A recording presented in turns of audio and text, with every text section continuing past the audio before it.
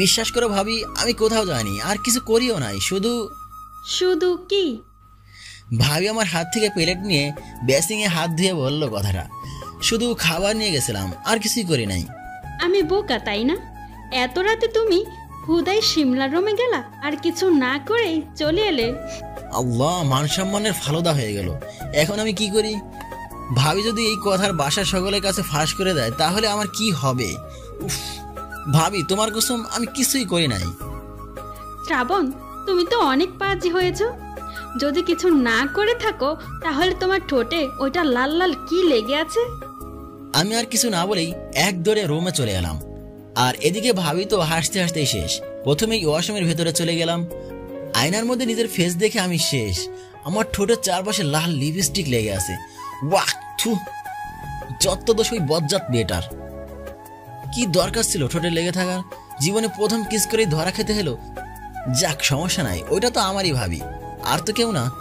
এরপর ফিরে শুয়ে নিজের রুমে চলে এলাম। ওয়াও, এইবার তো দারুণ লাগতেছে। তবে একটা জিনিস বুঝলাম না, শিমলা এমন রিয়েক্ট করলো কেন? অনেক সময় ভেবে এর দুইটা কারণ আমি খুঁজে পেলাম। এক, আমি শিমলাকে প্রথমে কোনো পরিচয় দিলাম না, এই কারণে মহারানী আমার উপর রাগ করতে পারে।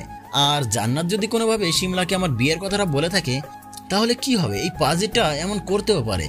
কাল সকালে ঘুম থেকে উঠে আগে জান্নাতের কাছে যাব, এরপর ওর কাছে জিজ্ঞেস করে নেব। এখন এত কিছু না ভেবে ঘুমাই, কাল সকালে সবকিছু দেখা যাবে। কালকের রাতের ব্যবহারের পর শিমলা কিছুটা হলেও অনেক শান্ত হয়েছে। তাই শিমলা সকাল সকাল খুশিতে আমার রুমের বাসায় মানে নিচতলায় যায়।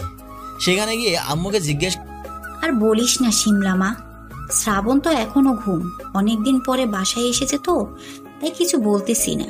কিছুদিন যাক, এরপরে কান টেনে ঘুম থেকে তুলবো। আন্টি, আমি গিয়ে শ্রাবণকে ঘুম থেকে তুলে দিব। তুই পারবি। আচ্ছা যা তাহলে। Okay aunty. এরপর শিমলা হাসি মুখে শ্রাবণের রুমে গেল। সেখানে গিয়ে দেখে বাবু চোখ বন্ধ করে মনের শান্তিতে ঘুমিয়ে আছে। যখনই শ্রাবণকে ডাকতে যাবে তখনই শিমলা খেয়াল করে শ্রাবণের ফোন বাজতেছে। তাই শিমলা ফোনটা তার হাতে নেয়। শিমলা হাত থেকে ফোনটা ফেলে দেয়। এটা সে কি দেখলো? তার মানে জান্নাত ঠিকই বলেছিল, না আর এক মুহূর্ত এখানে থাকবো না। আমি ভুলে গেলাম কি করে যে ও তো বিবাহিত, তাহলে কেন আমি ওর কাছে এলাম? শিমলা কান্না করতে করতে ওর রুমে দৌড়ে চলে গেল। এদিকে জান্নাত এক কাপ চা নিয়ে ওর ভাইয়ের রুমে যাচ্ছিল। তখনই খেয়াল করলো শিমলা কান্না করতে করতে তার রুমে চলে গেল। জান্নাত তাড়াতাড়ি শ্রাবণের রুমে চলে এলো। রুমে এসে দেখে আমি শান্তিতে ঘুমিয়ে আছি। এরপর জান্নাত আমাকে ঘুম থেকে জাগিয়ে তুললো। ওই কি হয়েছে, এত সকাল সকাল ডাকতেছিস কেন? তুই শিমলা আপুর সাথে এখন কি করেছিস, যার কারণে আপু কান্না করতে করতে তোর রুম থেকে বেরিয়ে গেল? কি বলিস, শিমলা আমার রুমে এসেছিল? সত্যি? কিন্তু কান্না করতে করতে গেল কেন? আমিও তো বুঝতেছি না। আচ্ছা আপু, তুই কি আমার বিয়ের ব্যাপারে শিমলাকে কিছু বলেছিস? বলবো না তো কি করব? আমি চাই না আপু একটা বাটপারের সাথে প্রেম করুক। হায় আল্লাহ, তুই এটাই বাকি রেখেছিলে? কেন, কি হয়েছে?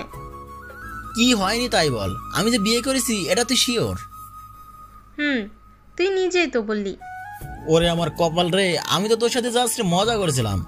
জান্নাত কিছু সময় চুপ করে থেকে বলল, সরি ভাইয়া, চোখে পানি টলমল করতেছে, মনে হয় আর কিছু বললেই কান্না করে দিবে। নিজে নিজেকে এত বড় বাস দিলাম, দূর, আমার কপালই ভালো না।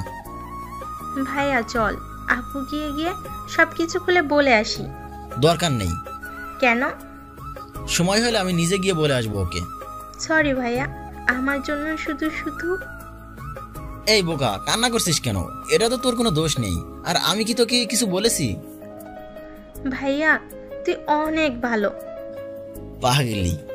এরপর জান্নাত আমার রুম থেকে চলে যায়। আমি ফ্রেশ হয়ে চা খেয়ে নেই। এরপর মোবাইল খুঁজতে লাগলাম, কিন্তু কোথাও খুঁজে পাচ্ছি না। তখনই আমার চোখ ফ্লোরের দিকে গেল। ফোনটা ফ্লোরে পড়ে আছে। আমি ফোনটা হাতে নিলাম, ব্যাস সবকিছুই বুঝে গেলাম। শিমলা কেন কান্না করতে করতে আমার রুম থেকে চলে গেল? কারণ আমার ফোনে মারিয়ার 5টা মিস কল দেখাচ্ছে। এটা নিশ্চয়ই শিমলা দেখেছে, যার কারণে ফোন ছুঁড়ে মেরে কান্না করতে করতে আমার রুম থেকে চলে গেছে।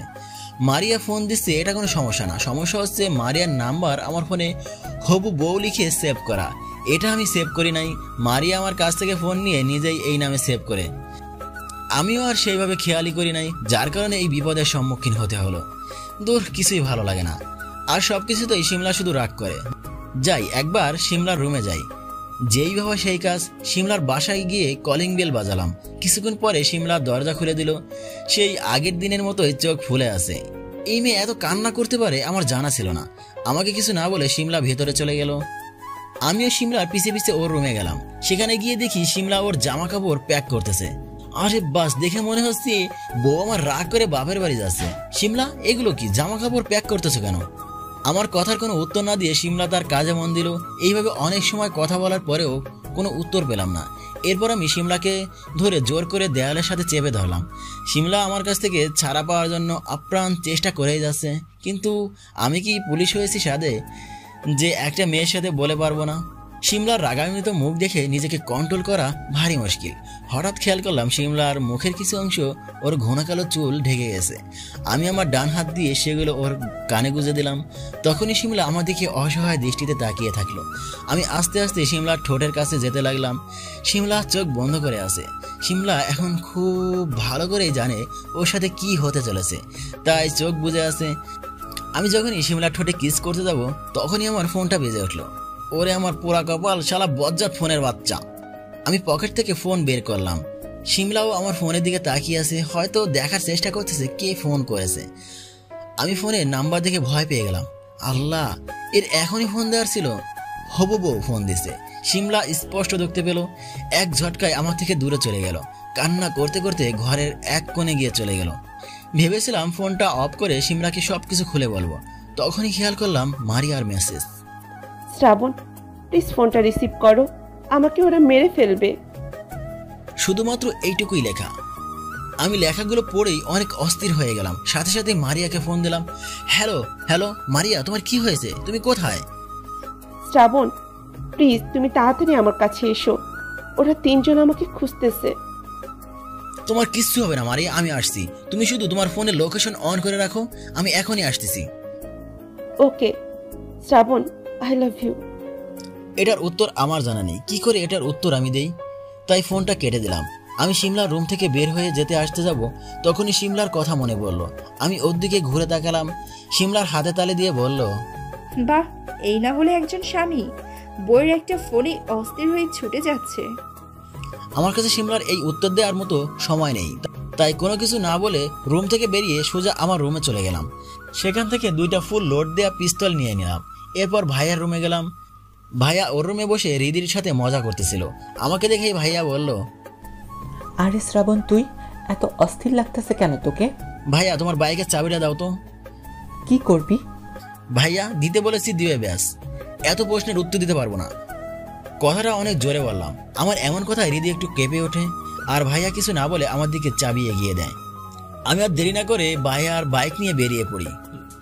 ফোনের লোকেশন অনুযায়ী মারিয়া এখন একটা রেস্টুরেন্টে আছে। সেখানে আমরা প্রায় দেখা করতাম।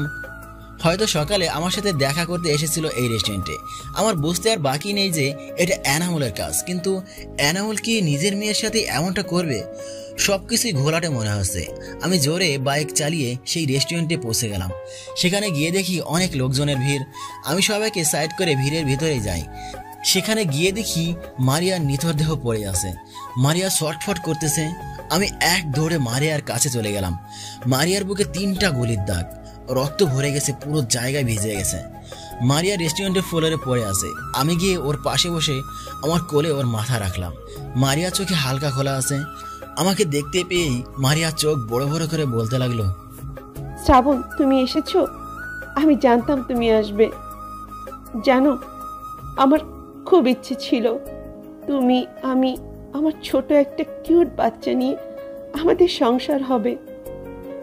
সেটা হয়তো খুব কাছেই ছিল, কিন্তু আফসোস, আমার সে স্বপ্নই থেকে গেল। আমি তোমাকে আপন করে পেলাম না। আমি চলে যাচ্ছি শ্রাবণ। মারিয়ার কথা বলতে গলা আটকে যাচ্ছিল, তবুও জোরে জোরে বলল, না মারিয়া, আমি এসে গেছি, তোমার কিচ্ছু হবে না। শ্রাবণ, তোমাকে অনেক মিস করব।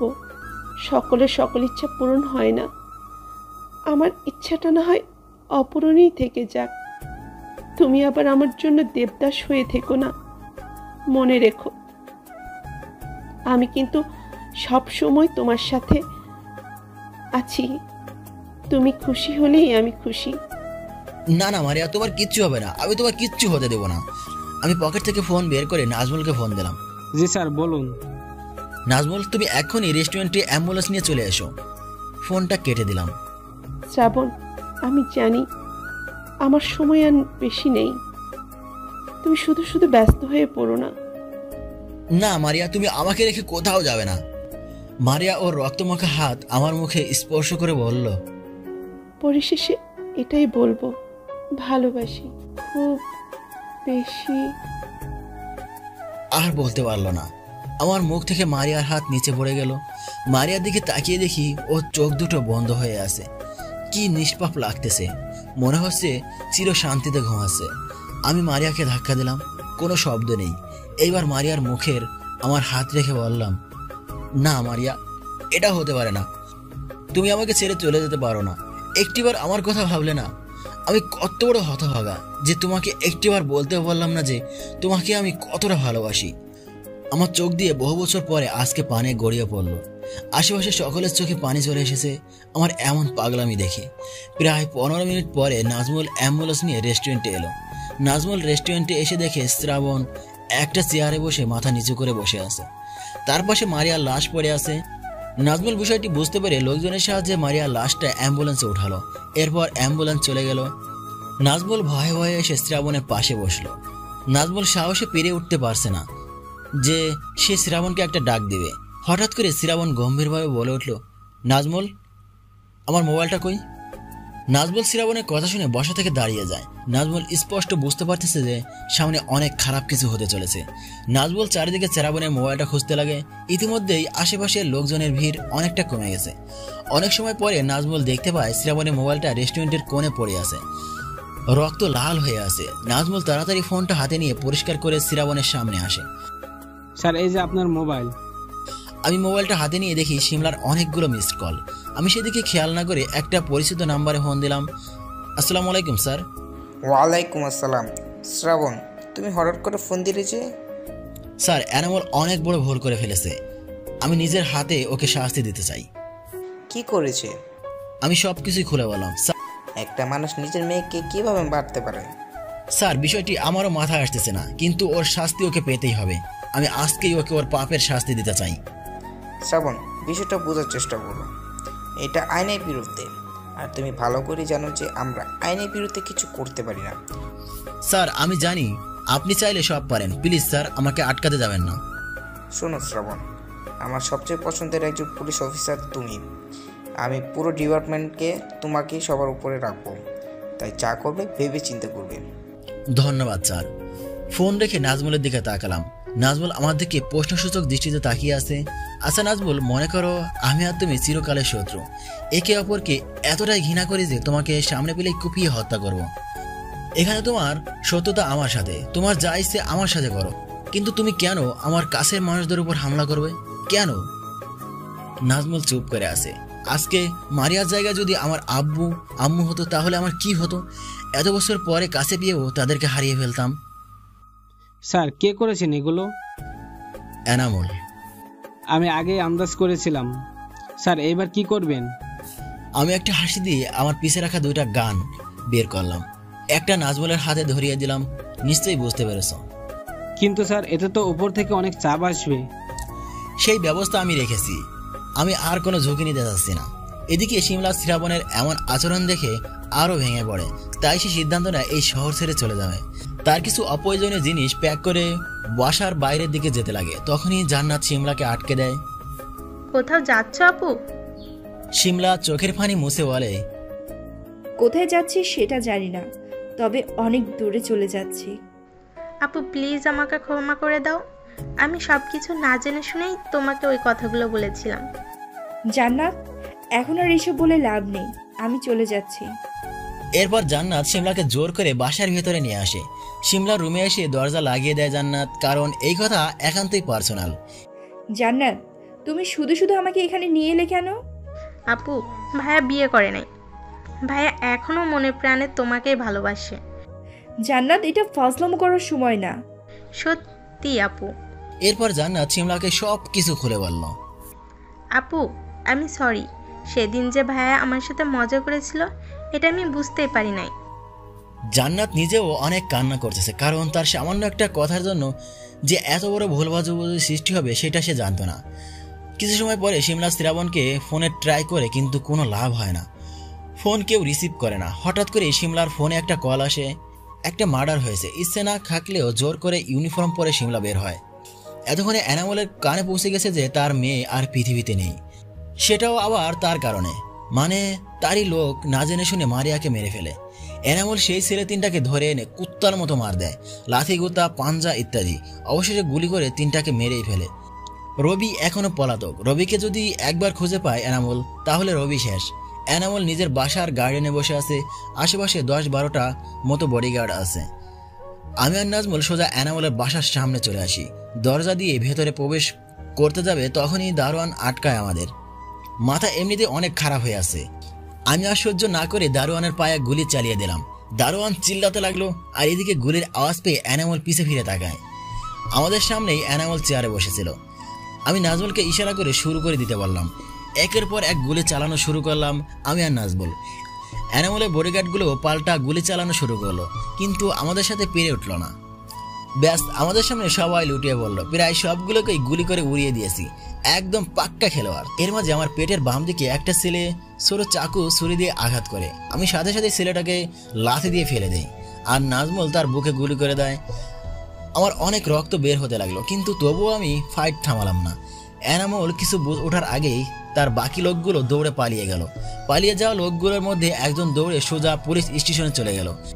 সেখানে শিমলা মারিয়ার কেসটা সামলাচ্ছিল। মারিয়াকে চিনতে ভুল করেনি শিমলা। যাই হোক, এটা বাদ দেই, আসল কথা বলি। সেই ছেলেটা শিমলার কাছে গিয়ে সব কিছু খুলে বলে। শিমলার সাথে সাথে কয়েকজন পুলিশ নিয়ে গাড়ি করে এনামলের বাড়ির উদ্দেশ্যে রওনা দেয়। আমি জোর করে একটা হাসি দিলাম। এরপর আস্তে আস্তে এনামলের কাছে গেলাম। রাজনীতি, এর কারণে নিজের মেয়েকেই পর্যন্ত ছাড় দেশ নাই তুই। এতটা নিষ্ঠুরতম ব্যক্তি তুই। কি ভেবেছিলি আমি তোকে এত সহজে ছেড়ে দেবো? তুই তোর মেয়েকে নয়, বরং আমার একটা বন্ধুকে আমার কাছ থেকে কেড়ে নিয়েছিস। আমি মারিয়াকে বন্ধু মানলেও ও যে আমাকে অন্য কিছু ভাবতো সেটা আমি জানতাম, আর আজকেই আমি সেইটা খুলে বলতে গিয়েছিলাম, কিন্তু আফসোস সেইটা আর হলো না। আবার পুরনো ঘটনার মতো হয়ে গেল এই কাজটা। এনামল রীতিমতো ঘামতে শুরু করে দিয়েছে, তবুও বুকে সাহস নিয়ে বলল, কে তুই? কি চাস? আমাকে ছেড়ে দে, অনেক টাকা পাবি তুই। আমি এনামলের মাথায় বন্দুক ঠেকিয়ে বললাম, এটা কি জানিস তো? টাকা কেন, এটার কারো কথা শোনে না। আর আমি কে সেটা জানার দরকার নেই। মনে আছে আজ থেকে 2 মাস আগে রফিক আঙ্কেলকে গাড়ি চাপা দিয়ে মেরেছিলি, মনে পড়ে? আর তার আগে মানে 8 বছর আগে আঙ্কেলের স্ত্রী এবং মেয়েকে তুই নিজের হাতে মারছিলি। আমার এমন কথা শুনে এনামল যেন আবারও ঘাবড়ে যায়। কাপা কাপা গলায় বলে, ওর তো কেউ ছিল না, তাহলে তুই কে? সব সম্পর্ক যে রক্তের হতে হবে এমন কোনো বাধ্যকতা নেই। প্লিজ শ্রাবণ, আমাকে ছেড়ে দাও। এমনিতেই নিজের দোষে আমি আমার একমাত্র মেয়েকে হারিয়েছি। মৃত্যুর জন্য তৈরি হয়ে নাও মিস্টার এনামুল হক। এরপর আমি বন্দুকে গুলি লোড করে এনামুলের মাথায় ধরলাম, কিন্তু এনামুল এটা দেখে সাথে সাথেই আমার পা জড়িয়ে ধরে। প্লিজ শ্রাবণ, আমাকে ছেড়ে দাও। আমি আর জীবনেই এমন কাজ করব না, প্লিজ। তোর কি একটুও মায়া হয়নি সেই দিন, যেদিন ফুটফুটে ছোট বাচ্চাটাকে মেরেছিলি? তোকে একটা শর্তে মাফ করতে পারি, যদি তুই তোর সব অন্যায় স্বীকার করে নিস এবং তোর সব কুকীর্তির কথা সবাইকে নিজের মুখে বলিস। এনামল মনে মনে ভাবতে লাগলো, আগে নিজে বেঁচে নেই, তারপর সবকিছু দেখা যাবে। আমি রাজি। এরপর এনামল আমাকে আর নাজমুলকে নিয়ে ওর গোডাউনে গেল। সেখানে গিয়ে আমি অবাক, যত ধরনের বাজে জিনিস আছে আমাদের দেশে তার সব কিছুই এখানে আছে। নাজমুল হা করে সব কিছু দেখতেছে। এরপর আমি নাজমুলকে আমার ফোন ধরিয়ে দিয়ে বলি, এবার এনামল তার সব কিছু স্বীকার করে নেবে, আর এইগুলোই তুমি ভিডিও করবে, বুঝতে পেরেছো? জি স্যার। এরপর এনামল তার সব দোষ স্বীকার করে নিল এবং আমার হাতে আরো শক্ত প্রমাণ চলে এলো। এবার আবার খেলা শুরু। এনামল এতক্ষণ আমার ভালো মানুষই দেখেছে, এইবার দেখবে আমার আসল রূপ। আমি এনামলকে নিয়ে আগে সেই জায়গায় চলে এলাম, মানে যেখানে বসে ফাইট করতেছিলাম আমরা। শ্রাবণ, এইবার তো আমাকে ছেড়ে দাও, আমি তো সব কিছু স্বীকার করে নিয়েছি। চেয়ারে বসে পড়, তোর সাথে আরো কিছু কথা আছে। আমার কথা মতো এনামল চেয়ারে বসে পড়লো। মাথার কোণে হালকা হালকা ঘাম জমে আছে এনামলের, আর সারা শরীরে রক্ত লেগে আছে গুন্ডাগুলোর। এরপর আমি আশেপাশে তাকিয়ে দাঁড়িয়ে খুঁজতে লাগলাম। কিছু সময় পরে খুঁজেও পেয়ে গেলাম। নাজমুলকে বললাম, নাজমুল ভালো করে এনামলকে চেয়ারের সাথে বেঁধে ফেলো। জি স্যার। কিন্তু শ্রাবণ, এমনটা তো কথা ছিল না। চুপ, একদম চুপ। এনামুল ভয়ে চুপ হয়ে গেল। এবার আমি পাশে পড়ে থাকা সেই ছুরিটা হাতে নিয়ে এনামুলের কাছে গিয়ে বললাম, একটু ভাবতো এই হাত দিয়ে কত বাজে কাজ তুই করছিস। আমি ছুরিটা এনামুলের হাতে কাছে নিয়ে 5টা আঙ্গুলের একটা আঙ্গুল কেটে ফেললাম। সাথে সাথে এই রক্তের স্রোত বয়ে গেল, আমার মুখেও কিছুটা ছুটে এসেছে। এদিকে এনামুল মরণ চিৎকার দিয়ে উঠল। নাজমুল ভয়ে চোখটা বন্ধ করে নিল। নাজমুল শুনেছে পুলিশ সব কিছুই করতে পারে, অনেক টর্চার করে তারা, কিন্তু আজকে সে নিজের চোখে দেখতেছে সেইটা। আমি এনামুলের দিকে লক্ষ্য না দিয়ে এনামুলের বাসার ভেতরে ঢুকে গেলাম। এনামুল এবার একটু শান্ত হলো, ভেবেছিল এই বুঝি বেঁচে গেল, কিন্তু এনামুলকে অবাক করে দিয়ে আমি আবার ফিরে আসি। এইবার হাতে মরিচের গুঁড়া। এটা দেখে নাজমুল এনামুলের কারোই বুঝতে বাকি রইল না যে কি হতে চলেছে। এনামুল জোরে জোরে চিৎকার দিতে লাগলো, বাঁচাও বাঁচাও, প্লিজ হেল্প, কেউ আছো? ঠিক এইভাবে আন্টি চিৎকার করেছিল, কিন্তু তুই কারো কথা শুনিস নাই। প্লিজ আমাকে ছেড়ে দাও, আর তা না হলে মেরে ফেলো, কিন্তু এইভাবে টর্চার করো না প্লিজ। আমি জোরে একটা হাসি দিয়ে মরিচের গুঁড়ো এনামুল কাটা আঙ্গুলের উপরে ছিটিয়ে দিলাম। এরপর শুরু হলো এনামুলের মরণের চিৎকার। আমি আগে কখনো মানুষকে এত জোরে চিল্লাতে দেখি নাই। এনামুলের সারা শরীর ঘেমে গেছে, মুখ একদম লাল হয়ে গেছে। 10 মিনিট পরে আবার আরেকটি আঙ্গুল কেটে ফেললাম। এইবারও সেই একই রিয়াকশন। এইভাবে কিছু সময় এনামুলের উপর অত্যাচার করলাম। টর্চার সহ্য করতে করতে এনামুল একসময় জ্ঞান হারিয়ে ফেলে। স্যার এবার কি করবেন? ওর মুখে পানি ছিটিয়ে দাও। প্রায় 5 মিনিট পরে এনামুলের জ্ঞান ফিরে এলো। আমি প্রায় 30 মিনিটের বেশি সময় ধরে এনামুলকে টর্চার করেছি, তাই ভাবলাম অনেক হয়েছে, আর না। অপরদিকে এনামুল তো মরে যাওয়ার জন্যই ছটফট করতেছে। সমস্যা নেই, তোকে আর কিছু বলবো না, ছেড়ে দেবো তোকে। এই কথা শুনে এনামুলের মুখে একটু হাসি ফুটলো। নাজমুল, ওকে মুক্তি করে দাও। এনামুল সারা পেয়ে আমার দিকে অবাকভাবে তাকালো। যা, তোকে মাফ করে দিলাম, দৌড়ে ভাগ। কথাটা বলতে দেরি আছে, কিন্তু এনামুলের দৌড় দিতে দেরি নাই। অবশেষে আমি আকাশের পানে চেয়ে চোখ দুটো বন্ধ করে বললাম, আঙ্কেল, আমি আমার অসমাপ্ত কাজ সমাপ্ত করতে পেরেছি। মারিয়া, আমাকে তুমি ক্ষমা করে দিও। এরপর চোখ মেলে দেখি এনামুল গেটের কাছে চলে গেছে প্রায়। আমি আর কিছু না বলে বন্দুক ত্যাগ করে তার দিকে 4টা গুলি করি। এনামুল মাটিতে লুটিয়ে পড়ে। আমি একটা পৈশাচিক হাসি দেই। তখন হঠাৎ করে কোথা থেকে 2টা পুলিশের গাড়ি এলো। আমি শিওর এখানে শিমলা আছে। আমার অনুমান একদম ঠিক। শিমলা গাড়ি থেকে নেমে দৌড়ে আমার কাছে চলে এলো, কিন্তু আমার কাছে এসেই শিমলা থমকে যায়, কারণ আমার হাতে এখনো বন্দুক, আর সাথে সাথে আমার পুরো শরীরে রক্তের দাগ তো আছেই। শিমলা চোখ ছলমল করে আমার দিকে তাকায়। দুজনের মাঝেই নীরবতা। কেন কেন তুমি এমনটা করলে? একবারও মনে পড়লো না আমার কথা? এখন কি হবে আমার? তেমন কিছু না, অপরাধীকে একটু শাস্তি দিলাম আর কি। শিমলা এবার কান্না করে দেয়। মুখ থেকে আওয়াজই হচ্ছে না, কিন্তু চোখ থেকে পানি গড়িয়ে পড়তেছে। শিমলার পেছনে থাকা পুলিশগুলো অবাক হয়ে তাকিয়ে আছে। যখন শিমলার হুঁশ ফিরল যে সে এখন পাবলিক প্লেসে আছে, তাই তাড়াতাড়ি নিজের চোখ মুখ মুছে নেয়। শিমলা মনে মনে অনেক বড় ভয় পেয়ে আছে, কারণ শ্রাবণ শুধু একটা খুন করে নাই, প্রায় 15 জনেরও বেশি মানুষকে গুলি করে হত্যা করেছে। আইন অনুযায়ী শ্রাবণকে বাঁচানোর আর কোনো উপায় নেই। তাই শিমলা নিজের বুকে পাথর রেখে বলল, অফিসার, ওদেরকে গ্রেফতার করুন। জি ম্যাম। শিমলার কথা মতো একজন পুলিশ আমার কাছে এসে আমার হাতে হাত করা দিয়ে গাড়িতে নিয়ে বসালো, সাথে নাজমুলকেও। নাজমুলের কোনো চিন্তাই হচ্ছে না, কারণ শ্রাবণ আছে। আমাদের পুলিশের গাড়িতে ওঠানোর পরে শিমলা লাশগুলোকে ভালো করে দেখতে লাগলো। একদম পাক্কা খেলোয়াড়, একটা গুলিও মিস হয় নাই। সবগুলো সোজা মাথায় না হয় বুকে লেগেছে। কিন্তু শিমলা কিছুই বুঝতে পারছে না শ্রাবণ কি করে একা এতগুলো মানুষের সাথে লড়াই করলো। তাহলে শ্রাবণ কি কোনো গ্যাংস্টার? শিমলা নিজেকে প্রশ্ন করে ঘাবড়ে গেল। সে মনে মনে বলল, না, আমার শ্রাবণ এমন হতে পারে না, কিছুতেই না। কিন্তু শিমলা হিসাবটা কিছুতেই মেলাতে পারতেছে না। এরপর শিমলা কয়েকটা অ্যাম্বুলেন্সকে ফোন করিয়ে জানিয়ে দেয়। এরপর শিমলা যখন গাড়িতে উঠতে যাবে, তখনই তার চোখ যায় এনামুলের বডির দিকে। বুকের এক জায়গায় 4টা গুলি করা হয়েছে। মনে হচ্ছে খুব রাগ হচ্ছিল এনামুলের উপর, যার কারণে মারা যাওয়ার পরেও অনেকগুলো গুলি করে। হঠাৎ করে শিমলার চোখ যায় এনামুলের আঙ্গুলের দিকে। এটা দেখে শিমলার চোখ বুঝিয়ে ফেলে। এর আগে এমন সে কখনোই দেখে নাই। এত অত্যাচার মানুষকে কিভাবে করে। এইবার শিমলা সন্দেহটা আরো বেড়ে গেল। সে শিওর শ্রাবণ কোনো বড় গুন্ডা বা মাস্তান, তা না হলে এত বড় প্রফেশনাল কিছু জানলো কিভাবে। শিমলা মনে মনে ভাবতে লাগলো এটা হয়তো শ্রাবণের পরিবারের অভাবে হয়েছে, কিন্তু তবুও শিমলা শ্রাবণকে ভালোবাসে। শিমলা খুব ভালো করে জানে শ্রাবণ বাইরে থেকে যতই শক্ত হোক না কেন, শ্রাবণের ভেতরে যে একটা সুন্দর মন আছে। যাই হোক, শিমলা ওইসব না ভেবে মন খারাপ করে থানায় চলে এলো। আমি গাড়ি থেকে নামার সময় দেখি শিমলার চোখে পানি টলমল করতেছে। আমার না খুব হাসি পাচ্ছিল এটা দেখে, তাই আমি হাসিটা দিয়েই ফেললাম। এইবার আমি শিমলার চোখে স্পষ্ট পানি দেখতে পেলাম। একজন পুলিশ অফিসার আমাকে আর নাজমুলকে থানার ভেতরে ঢুকিয়ে দিল। আমি চুপ করে বসে আছি। তখনই নাজমুল বলে উঠল, স্যার একটা কথা বলবো? বলে ফেলো। স্যার আপনি বারবার এমন নাটক করেন কেন? যেমন ধরেন আমরা চাইলে কিন্তু আমাদের কার্ড দেখিয়ে বাসায় চলে যেতে পারতাম, কিন্তু আপনি বারবার এই থানায় আসছেন কেন?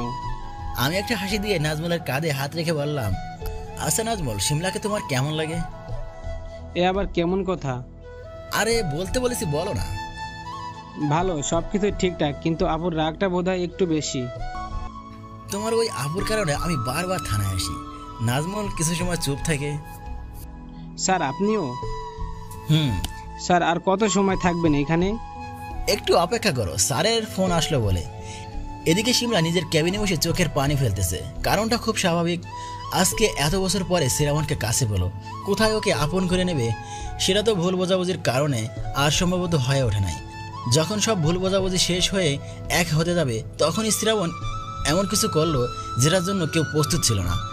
এতক্ষণে দেশের সবাই জেনে গেছে যে খুলনা বিভাগে একসাথে এতগুলো খুন, তাও আবার এক বাড়িতেই। আব্বু টেলিভিশনে খবর দেখতেছিল, তখনই আমার কথা শুনে সে সবাইকে ডাক দেয়। পরিবারের সবাই একসাথে দেখতে লাগলো আমার কর্মকাণ্ড। সবাই খুব ভেঙে পড়েছে, বিশেষ করে আম্মু। শিমলা মাথা নিচু করে বসে আছে নিজের ক্যাবিনের চেয়ারে। তখনই তার ফোনে একটা কল আসলো। শিমলা লাফ দিয়ে উঠে স্ক্রিনের দিকে তাকালো। ফোনটা ছিল ঢাকার হেডকোয়ার্টার অফিস থেকে। সেখানে থেকে এখন কল আসাটাই স্বাভাবিক, কারণ এতগুলো খুন একসাথে। শিমলার মনে হচ্ছে এই বুঝি সে শ্রাবণকে চিরকালের জন্য হারিয়ে ফেলতে চলেছে। আস্তে আস্তে শিমলা ফোনটা রিসিভ করে কাঁপা কাঁপা কণ্ঠে সালাম দিল। জি স্যার। ওনাকে এখনই মুক্ত করে দিন। শ্রাবণের মুক্তির কথা শুনে শিমলা যে কতটা খুশি হয়েছে সে সেটা কোনোদিন কাউকেই বলে প্রকাশ করতে পারবে না। কি হলো, চুপচাপ করে আছেন কেন? তাড়াতাড়ি ছেড়ে দিন। Okay sir. স্যার কিছু মনে না করলে একটা কথা জিজ্ঞেস করতে পারি?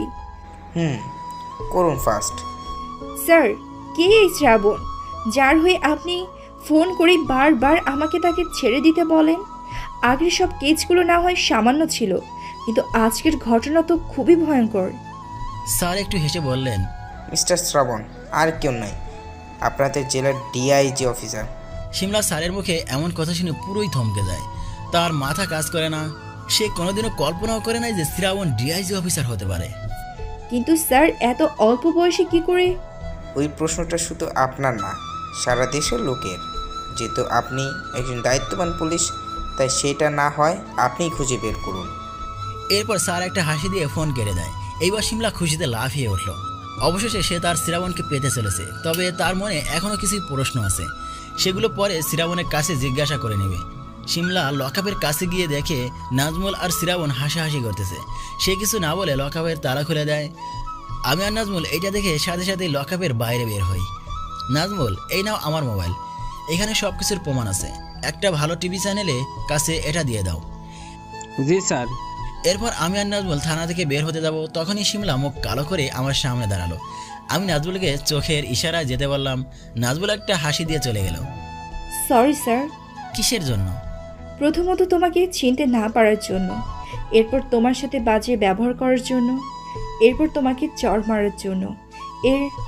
আমি শিমলাকে থামিয়ে দিয়ে, আর বলার দরকার নেই, আমার মাথা ঘুরতেছে তোমার কথা শুনে। পরে শুনবো তোমার কথা। আগে বাসায় যাই, আম্মু হয়তো অনেক চিন্তা করতেছে। আচ্ছা। এরপর আমি থানার বাইরের দিকে যেতে লাগলাম। তখনই শিমলা চেঁচিয়ে উঠলো। আমি পেছনে ঘুরে তাকালাম। শুধু আমি না, অবশ্যই সবাই আমাদের দিকে তাকিয়ে আছে। শিমলা দৌড়ে আমার কাছে চলে এলো এবং আমার পেটের বাম দিকে দেখিয়ে বলল, এটা কি করে হলো? উফ, প্রচুর রক্ত বেরিয়েছে। তুমি আগে এটা আমাকে বলবা না? তাড়াতাড়ি হসপিটালে চলো। আমার তো খেয়ালই ছিল না যে একটা ছেলে আমার পেটে কিছুটা ছুরি ঢুকিয়ে দিয়েছিল। শিমলার কথায় মাত্রই খেয়াল করলাম, কিন্তু এই মেয়েটা তো অনেক বোকা, এইভাবে চিল্লানোর কি দরকার ছিল? এরপর শিমলা আমাকে তার গাড়িতে উঠিয়ে একটা হসপিটালে নিয়ে এলো। আমার শরীর থেকে অনেক রক্ত বেরিয়ে গেছে, তাই মাথা কেমন যেন ঝিনঝিন করতেছিল। হসপিটালে আসার পরে মাথা ঘুরে পড়ে যায়। এরপর সব কিছুই ঠিকঠাক ছিল, কিন্তু মাথা ঘুরে পড়ে যাওয়ার পরে শিমলা করলো আর এক কাহিনী। সারা হসপিটাল একাই মাথায় করে নিয়েছে। এদিকে আবার পুলিশের ইউনিফর্ম পরা, তাই কেউ কিছু বলতে সাহস পায় না। এর মাঝে শিমলা শ্রাবণের পরিবারের সবাইকে জানিয়ে দিয়েছে সব কিছু ঠিকঠাক হয়ে যার পরে আমাকে ঘুমের ইঞ্জেকশন দিয়ে রাখা হয়েছে। আঘাত তেমন গভীর ছিল না, যার কারণে তেমন কোনো ক্ষতি হয়নি। আমার যখন জ্ঞান ফিরে এলো তখন আমি নিজেকে একটা কেবিনের মধ্যে আবিষ্কার করি। আমার সব কিছু মনে পড়ে গেল, কিন্তু আমি খেয়াল করলাম আমার ডান হাত ধরে কেউ আমার বুকে শুয়ে আছে। আমি বোঝার চেষ্টা করতেছি কে। তখনই শিমলার ঘুম ভেঙে গেল। শিমলা আমার দিকে তাকিয়ে হাসি দিয়ে বলল, তোমার জ্ঞান ফিরেছে? শিমলার কথা শুনে আমার মাথায় একটা প্ল্যান এলো। আমি মনে মনে বললাম, শিমলা তুমি আমাকে অনেক ঘুরিয়েছো, এইবার দেখো আমি কি করি। কে আপনি আর আমাকে তুমি করে বলতেছো কেন? এই তুমি আমার সাথে এখন ফাজলামো করতেছো? আজব তো, কে আপনি, আমার কে হন যে আপনার সাথে ফাজলামো করব? আমার এমন কথায় শিমলা অনেক অবাক হয়। তুমি আমাকে চিনতে পারতেছো না, আমি তোমার শিমলা। কে শিমলা? এইবার শিমলা বাধ্য হয়ে আমার পরিবারকে ডাকতে গেল। কিন্তু মজার ব্যাপার হচ্ছে আমি তাদের সকলের সাথে ভালোভাবে কথা বলি, মানে হচ্ছে আমি তাদেরকে চিনতে পেরেছি। এটা দেখে শিমলা ডাক্তারের কাছে যায় আমার সম্পর্কে কথা বলতে। এই সুযোগে আমি আমার সব প্ল্যান সবাইকে বলে দিই। সবাই তো হাসতে হাসতে একাকার।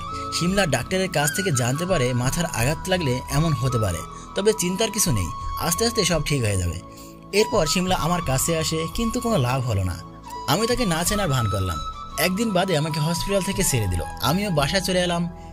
এই একদিন শিমলা সবসময় আমার পাশেই ছিল। আমি অনেক না চেনার ভান করেছিলাম, তবুও সে আমার কাছে থেকে দূরে চলে যায়নি। এটাই হয়তো ভালোবাসা। আম্মু আমাকে চিন্তা করে নাই, সে বাসায় চলে যায়, কারণ আম্মু জানে শিমলা খুব ভালো মেয়ে। শিমলা থাকতে আমার কোনো অসুবিধাই না। এই 2 দিন মারিয়ার কথা অনেক ভেবেছি। আসলে মারিয়ার প্রতি এটা আমার ভালোবাসা ছিল না, যেটা ছিল সেটা হচ্ছে ভালো লাগা। তবে মারিয়া সত্যি আমাকে খুব ভালোবাসতো।